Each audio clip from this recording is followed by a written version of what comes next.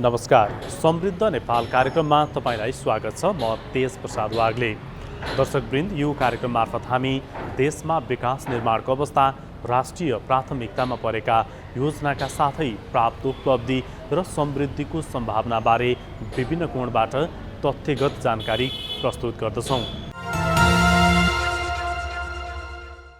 2072 सालको भूकम्पका कारण क्षति भएको काष्ठमण्डपको पुनर्निर्माण सम्पन्न भएको छ।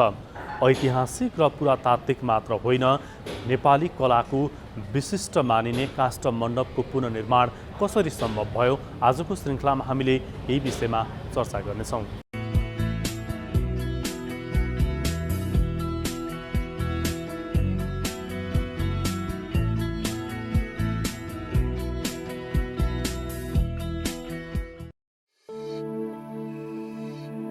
ऐतिहासिक तथा पुरातात्विक महत्त्वको सम्पदा काष्ठमण्डपको पुनर्निर्माण कार्य सम्पन्न भएको छ। हनुमान ढोका क्षेत्र काठमाडौँको बसन्तपुरमा पर्दछ। 7औं शताब्दीमा निर्मित बसन्तपुर दरबार क्षेत्र स्थित काष्ठमण्डपको पुनर्निर्माण गरिएको हो। नेपाली कलाको विशिष्ट नमुनाको रूपमा रहेको यो क्षेत्रमा अनेक प्रकारका कलाकृतिको नमुना देख्न सकिन्छ। कलाकृतिको विशिष्टताका कारण यो क्षेत्रलाई विश्व सम्पदा सूचीमा सूचीकृत गरिएको छ। काष्ठमण्डप सबैभन्दा पुरानो सम्पदा हो। यो 7औं शताब्दीमा बनेको पुष्टि भइसकेको छ। यो सम्पदा नेपालको मात्र नभएर विश्वकै सम्पदा हो। नेपालमा यस्ता कमै क्षेत्र छन् जुन यति धेरै पुराना छन्। कलात्मक वास्तुकलाको दृष्टिले काष्ठमण्डप निकै महत्त्वपूर्ण र आकर्षक छ। काष्ठकला, चित्रकला र धातुकलाको विशिष्ट नमुनाहरूले काष्ठमण्डपलाई विशिष्ट बनाएको छ। यो काष्ठम बनाउने कुरामा मलाई कुनै बेला पनि कहिले अप्ठ्यारो परेन, किनभने यो आज हाम्रो टिमले गर्छौँ भन्ने लागेपछि हाम्रो विज्ञ समूहदेखि हाम्रो काष्ठमण्डपको म लगायत हाम्रो कमिटीका कार्य समितिका सदस्य, कमिटीका सदस्य सबै हामी बनाउन लागेपछि जस्तो सके चुनौतीलाई हामी सहज रूपमा स्वीकार्यौँ होइन। त्यसकारण धेरै प्रयास गर्दाखेरि आज सफल भयो होइन। त्यसको लागि हामी म आफै पनि जङ्गलमा 5 दिन बसेर काठ खोज्न गएँ। एकदम सही उद्देश्य साथ सही काममा लाग्यो भने कुनै पनि काम सफल हुन्छ भन्ने कुरा मेरो जीवनमा काष्ठमण्डपले प्रमाण गरिरहेछ होइन। त्यसकारण कसै करिब नसक्ने अवस्थामा कङ्क्रिट मण्डप बन्ने अवस्थामा पुगिसकेकोलाई आज हामीले काष्ठमण्डप एउटा पुरानो 7औं शताब्दीको प्रविधिले बनाउन सकेका छ। यो ठाउँ हामीले हातले उठाएँ। बच्चा बेला हामी यहीँ खेल्दा हुर्कँदा कसरी उठायो भने हामी कल्पना गर्छौँ, तर आफैले बनाउनु खेर त्यो प्रविधिलाई खोज्दै गएँ। त्यो प्रविधि कस्तो छ भनेर हामी धेरैसँग अनुसन्धान गरेँ होइन। प्रविधि हामी त्यो गर्न सक्ने भन्ने मान्छे आएपछि उहाँसँग धेरै सल्लाह गरेपछि उहाँले प्रयोग रूपमा नै यसरी गर्न सकिन्छ भनेर हामीले देखाएपछि हामी कन्भिन्स भयौँ। हामी त्यो प्रयोग गर्दाखेरि हामी सफल भयौँ। एउटा आफ्नो प्रविधिले बन्ने भयो, एउटा लागतभन्दा कमले बन्ने भयो। त्यो दुईवटा यो काष्ठमण्डपको महत्त्वपूर्ण फाइदा हो जनताको। हाम्रो यो काष्ठमण्डप भनेको यो पुरानो काठ चाहिँ 12औं शताब्दीको काठ हो होइन। 12औं शताब्दीदेखि आजसम्म आउँदाखेरि यो 21 शताब्दी भयो होइन। 1000 वर्ष भट्केन पहिलाको इतिहास हो भने भन्दाखेरि अहिले हामीले पहिला भन्दा के अझ पनि राम्रो चुकुलको व्यवस्थापन गरेका छौँ होइन। पहिलाका कमजोरीहरू पनि आउँदै होइन। त्यो अनुपातले काम हेर्ने हो भने त पहिला बनाएको 1000 वर्षमा भट्केन भने अहिले त्योभन्दा बढी हुन्छ भने हाम्रो अनुमान छ। कुनै पनि सम्पदा हुनलाई 100 वर्ष नाग्नुपर्छ होइन। भन्दा कङ्क्रिटले बनाएर कहाँ बलियो हुन्छ, कहाँ सम्पदा हुनसक्छ। त्यो त घर बनाउन सक्ला, केही टेम्पोररी बनाउनु सक्ला, सम्पदा बनाउन सक्दैन। सम्पदा भनेको हाम्रो मौलिकतामै छ। अरू भित्री रूपमा काष्ठमण्डप भित्र गर्नुपर्ने काम सम्पूर्ण सकेको अवस्था छ। त के भने जो मान्छेले गर्छु भनिसकेपछि त्यो इच्छा राखेर अघि बढिसकेपछि त्यो वातावरण आफैले अनुकूल बनाउने हो होइन। काम गर्दाखेरि आफ्नो वातावरण कसो भन्ने त्यो मान्छे आफ्नै भर पर्छ। त्यसकारण इँटा बनाउने ठाउँमा आफै गएँ। यसरी सबै काममा आफै मसिन ढङ्गमा इन्भल्भ हुँदाखेरि डेडिकेट साथ र निरन्तर साथ लाग्यो भने जसकै गाह्रो काम पनि सम्पन्न हुन्छ भन्ने कुरा काष्ठमण्डपले प्रमाण गरेको छ। युनेस्को विश्व सम्पदा सूचीमा सूचीकृत यो सम्पदा 2072 वैशाखको भूकम्पले भत्किएको थियो। काठै काठको प्रयोग झिङ्गटीको छाना, चारकुनै इँटाको गारो, लेसाइलो माटोको लिपाइ र मिहिन बुट्टा कुदिएको काठको विशाल संरचना काष्ठ मण्डप हो। पुनर्निर्माणमा पनि उही मौलिक विधि र सामग्री प्रयोग गरिएको छ। केही अप्ठ्यारो त त्यति साह्रो छैन।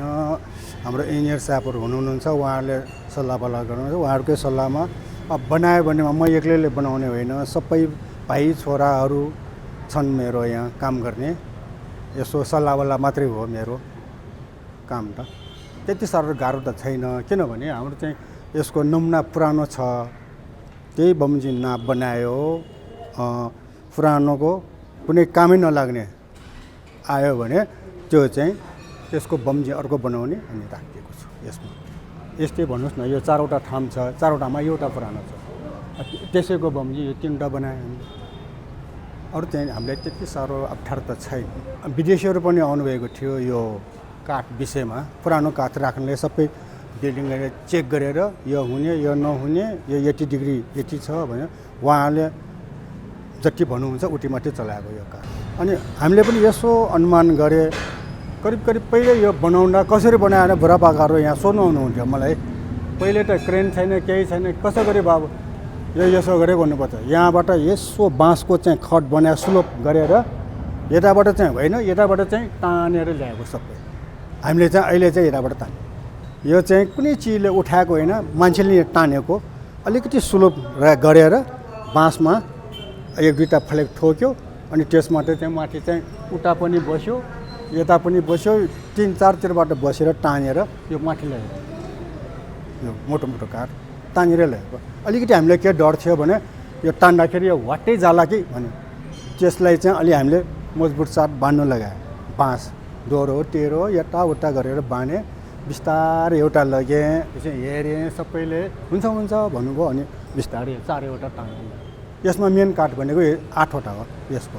अहिले पो यसो उठाइराख्दा पो सानो जो क्या भैमा लडाउँदा कसरी लाने भने हुन्छ क्या यसलाई।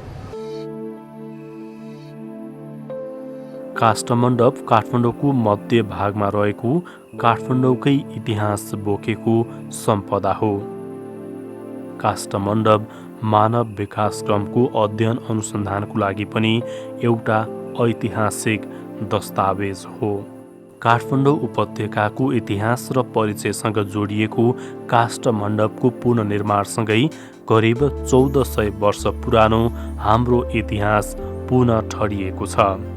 काष्ठमण्डपको पुनर्निर्माणको लागि चाहिँ एक्चुअली यो समिति हाम्रो 2018मा बनेको हो। अनि त्यस लगत्तै चाहिँ अब यो काष्ठमण्डप पुनर्निर्माणको लागि चाहिँ हामीले मेनली अब बनाउने भनेपछि हाम्रो कालीगढहरू होइन, उहाँहरूसँग सरसल्लाह पहिला गरेका थियौँ कि यो यसरी हामीले नेपाली हुन्छ नि हाम्रो मौलिक प्रविधिमा होइन, मौलिक सामग्रीको साथ हामीले कसरी बनाउनु सकिन्छ सकिँदैन, अहिलेको अवस्थामा हामीसँग कालीगढ छैन भन्ने हिसाबमा चाहिँ हाम्रो चेयरपर्सन राजेश साकेज्यू, हाम्रो माननीय राजेश साकेज्यूले चाहिँ हाम्रो कालीगढहरूसँग सरसल्लाह लिनुभएको थियो। त्यसपछि उहाँहरूले चाहिँ होइन अहिलेको अवस्थामा पनि हामीसँग स्रोत साधनहरू छ जसले चाहिँ यो बनाउन सक्छ भनेपछि चाहिँ त्यसको लगतै चाहिँ अब हाम्रो विभिन्न समितिहरू बनाइयो। अनि त्यसको साथसाथै हाम्रो टेक्निकलको लागि चाहिँ एक्सपर्ट समिति भनेर अब यो सम्पदा संरक्षण सम्बन्धित व्यक्तिहरू बस्नु भएर पनि हामीले एउटा समिति गठन गरेर यसरी विभिन्न समितिहरू गठन भयो। हामीसँग काम गर्ने कालीगढहरूको टिम स्थापना भयो। अनि हामी चाहिँ टेक्निकलमा चाहिँ कन्जर्भेसन आर्किटेक्ट, यसरी फिल्डमा डकुमेन्टेसन गर्ने, रिसर्च गर्ने कामहरूमा चाहिँ अनि फेरि छुट्टै हामीले वर्किङ टिम, टेक्निकल टिम खडा गरेर यसको विभिन्न टिम जस्तो कि प्रोक्योरमेन्टको लागि छुट्टै होइन, यसरी हाम्रो विभिन्न समितिहरू खडा गरेर चाहिँ अब यो पुनर्निर्माणको काम सुरु गर्न सकेका हौँ। अनि त्यसको लागि चाहिँ खास अब साइटमा कुरा गर्ने हो भने तपाईँहरूलाई यादै छ कि भूकम्पले पुरै काष्ठमण्डप ढलेको थियो। हाम्रो चाहिँ यो फाउन्डेसन मात्र बाँकी थियो, त्यो पनि धेरै पार्ट चाहिँ भत्किसकेको थियो, बिग्रिसकेको थियो। त्यो चाहिँ बेसिकली काष्ठमण्डपको माथिको स्ट्रक्चर कोल्याप्स भए पनि फाउन्डेसन चाहिँ जब त्यो अब यहाँ त धेरै मान्छे पढ्नु भएको थियो, उहाँहरूलाई बचाउनु खोज्दाखेरि जब एक्सकेभेटरहरू चलाएको त्यो बेला चाहिँ यतापट्टि यो हाम्रो साउथ इस्ट कर्नरकोदेखि साउथको धेरै जसो पार्ट फाउन्डेसन पनि ड्यामेज भएको थियो होइन। अब त्यही हिसाबमा चाहिँ फर्स्टमा सुरु गर्नलाई चाहिँ अब कसरी बनाउने भन्दाखेरि साइटमा के बाँकी छ त्यसको हामीले डकुमेन्टेसनहरू गऱ्यौँ। त्यसको साथसाथै अब त्यो जब कोलाप्स भएको थियो त्यो बेला कम्युनिटी, यहाँको आर्मी, पुलिस होइन, यहाँको हनुमानढोकाको क्षेत्रको अथोरिटीहरू मिलेर चाहिँ विभिन्न यहाँबाट लडेका सामानहरू चाहिँ ठाउँ जम्मा गरेर राखेका थिए। अनि हामीले चाहिँ यो प्रोजेक्ट सुरु हुने बित्तिकै एउटा चाहिँ साइटमा जे बाँकी छ त्यसको हामीले डकुमेन्टेसन गऱ्यौँ। अर्को कुरा भनेको हामीसँग यो बाँकी भएको काठहरू जस्तै कि यहाँको जति थामहरू थिए त्यस अलमोस्ट सबै नै हामीले पाएका थियौँ होइन। भूकम्पपछि ढलेकोहरूलाई पनि विभिन्न ठाउँमा राखेको थियो, त्यसलाई एक ठाउँमा जम्मा गरेर चाहिँ हामीले कत्रो साइजको छ, के साइजको छ भनेर चाहिँ हामीले थाहा पाउन सक्यौँ होइन। अनि त्यो हुँदाखेरि अब त्यही आधारमा चाहिँ हामीले बिस्तारै साइटमा भएको अनुसार ड्रइङ, यो काठको ठ्याक्कै नाप हुँदाखेरि त हामीलाई पजल जस्तै भनौँ न, एक प्रकारले हामीले त्यसलाई एकमाथि अर्को राख्दै जाँदा एउटा काइन्ड अफ कन्स्ट्रक्सन, त्यसरी पनि हामीलाई धेरै सजिलो भयो यो काष्ठमण्डपको कस्तो थियो पहिला भन्ने हिसाबमा जानलाई चाहिँ हामीलाई। खास भूकम्पपछि यो 2 सिजन चाहिँ यहाँ आर्कियोलोजिकल एक्सकभेसन पनि गरेको थियो होइन, हाम्रो पुरातत्व विभाग र डरम युनिभर्सिटी मिलेर। त्यो बेला पनि अलिक संलग्न थिएँ, जसले गर्दाखेरि चाहिँ फाउन्डेसनदेखि नै कस्तो छ के छ भन्ने रिसर्चमा पनि अलिक संलग्न थिएँ। अब त्यो बेला सोचेको थिएन कि यस्तो पुनर्निर्माणमा पनि म पार्टिसिपेट हुन पाउँछु भनेर, मलाई त्यस्तो केही लागेको थिएन।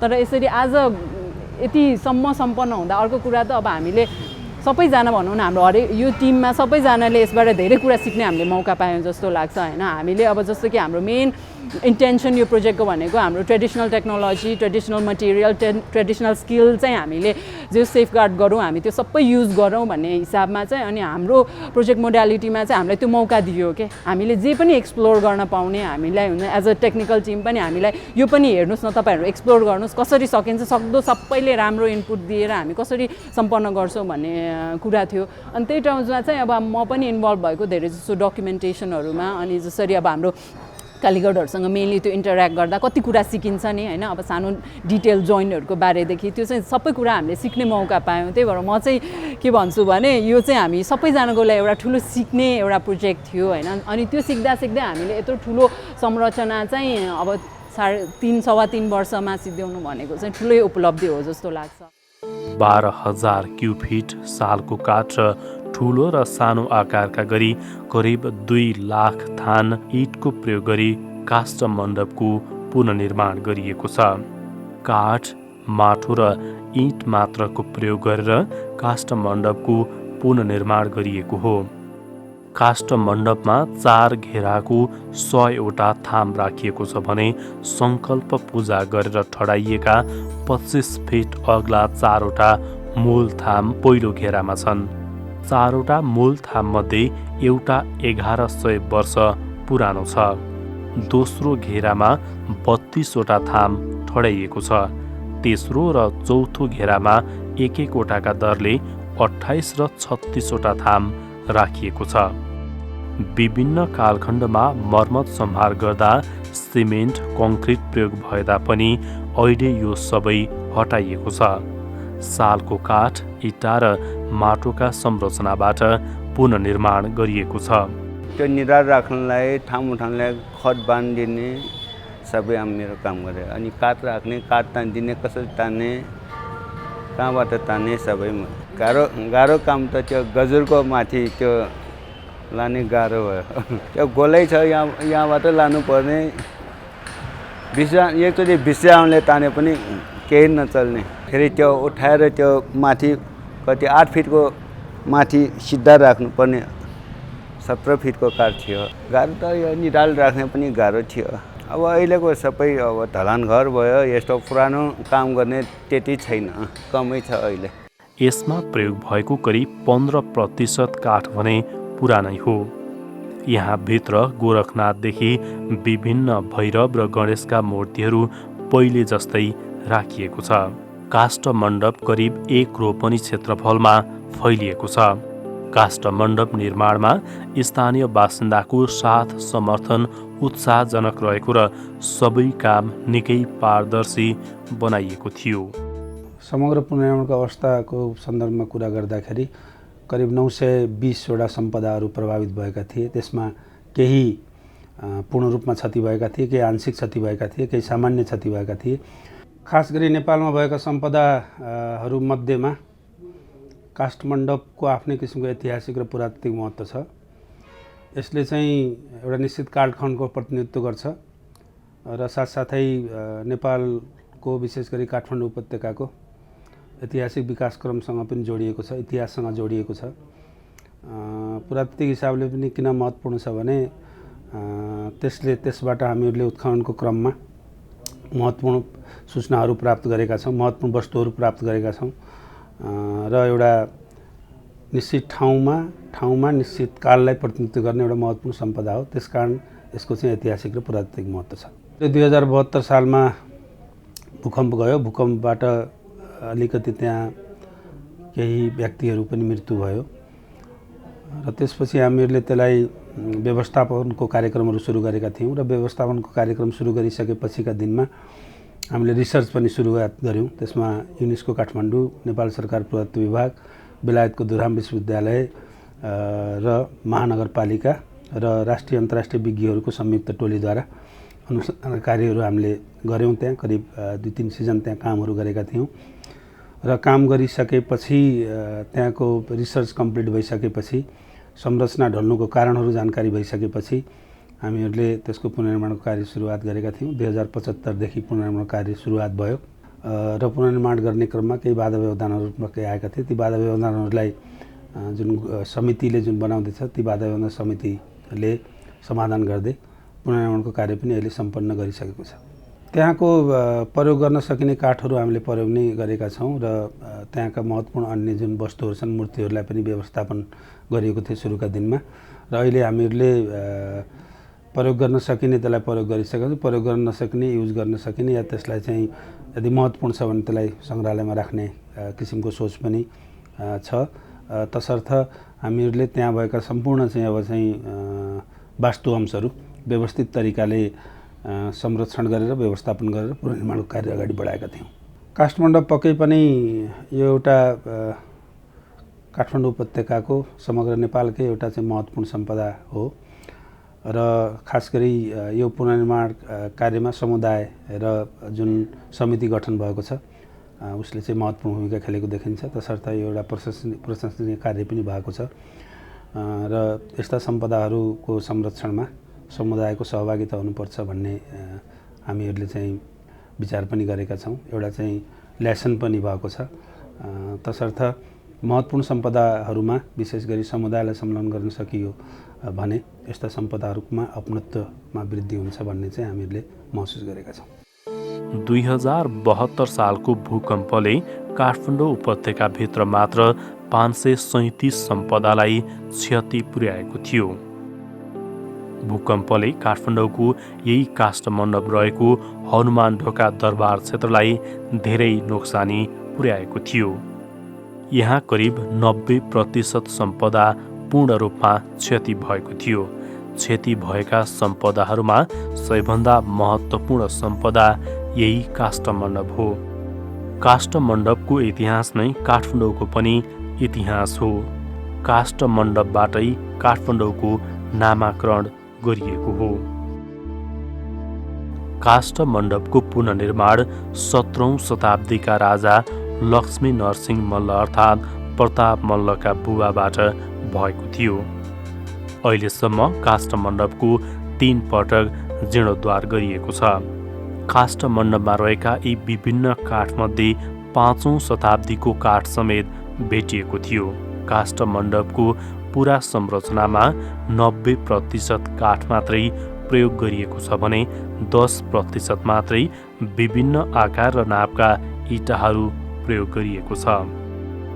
काठमाडौँ उपत्यकाको परिचय रहेको काष्ठमण्डप 7औं शताब्दीको शैली र प्रविधि प्रयोग गरेर पुनर्निर्माण गरिएको छ। कोरोना महामारीका कारण भएको लकडाउन र निषेधाज्ञाको अवधिमा पनि स्वास्थ्य मापदण्डको पालना गर्दै र सकेसम्म भौतिक दूरी कायम गरी पुनर्निर्माणको कामलाई निरन्तरता दिएको थियो। काष्ठमण्डप पुनर्निर्माणमा करिब 13 करोड रुपैयाँ खर्च भएको छ। यसअघि सरकारले करिब 19 करोड रुपैयाँको एस्टिमेट गरेको थियो। पुनर्निर्माणको लागि काठमाडौँ महानगरपालिका र पुनर्निर्माण समिति बीच 2075 वैशाख 29 गते सम्झौता भई कार्तिक 22 गतेबाट काम सुरु भएको थियो। काष्ठ मण्डप निर्माण तोकिएको र आकलन गरिएको भन्दा कम बजेटमा पुनर्निर्माण कार्य सम्पन्न हुनु सुखद पक्ष हो।